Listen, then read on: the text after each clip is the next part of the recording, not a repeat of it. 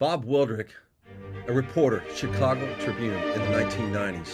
He talked and mentioned so much about Kiki Camarena down in Mexico. He was tortured, and eventually he was killed, skinned alive.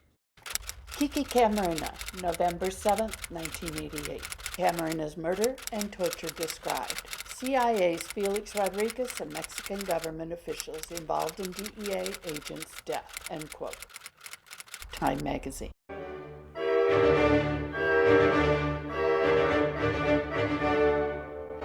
Evil men don't understand justice.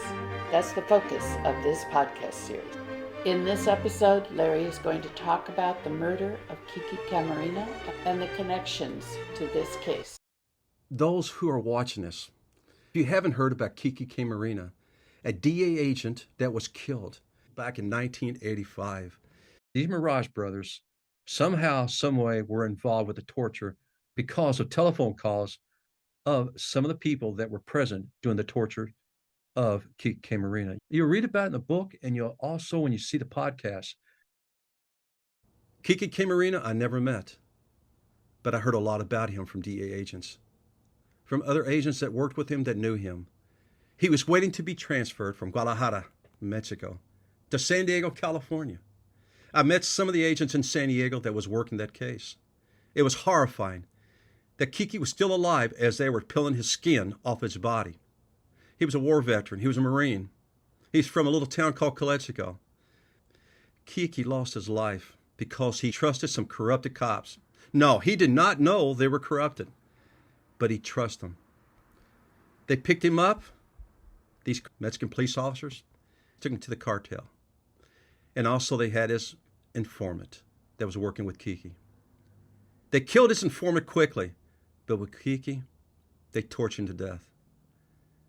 Kiki Camarena, not just another DEA agent, but another guy that believed in what he was doing. All that marijuana at that time that was been grown in Mexico, waiting to be shipped into the United States. How these brothers are involved, the Mirage brothers in San Luis, northern Mexico, why did I start focusing on that? When in 1990, I was in Yuma, Arizona. Because the private investigators later on started telling me that you need to take a look at this information that these defendants, the DEA arrested behind the killing of Kiki. And sure enough, it was going right into the Mirage organization's home. Their home down in San Luis, Mexico. They're talking to this lady. She's family of these brothers in San Luis, northern Mexico. She's reporting to them what these guys are saying. The brothers knew, and they knew what was happening with Kiki Camarena.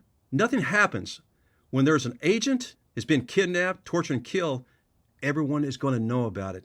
Even the federales, even the government of Mexico. United States put a lot of pressure on Mexico to help us. We put so much pressure on the Mexican government that we shut down that border over in TJ. When I say TJ, I'm talking about San Isidro, California. Tijuana, down south, San Diego, a little bit north. It was shut down until we got results. DEA, they tried. They worked that case hard with Kiki, but they were missing the most important thing of the puzzle. Right there in the backyard where I worked, across that border in San Luis, northern Mexico, they were called gatekeepers. They took care of that port of entry. How do I know they were corrupted? Because of my informants. They were living with the Mirage brothers down in San Luis, Mexico. When I say living, they went down and partied with them. You're going to hear about this. This is the end of this episode of Evil Men Don't Understand Justice. We hope you will join us again next week for more true stories from Larry and Randy.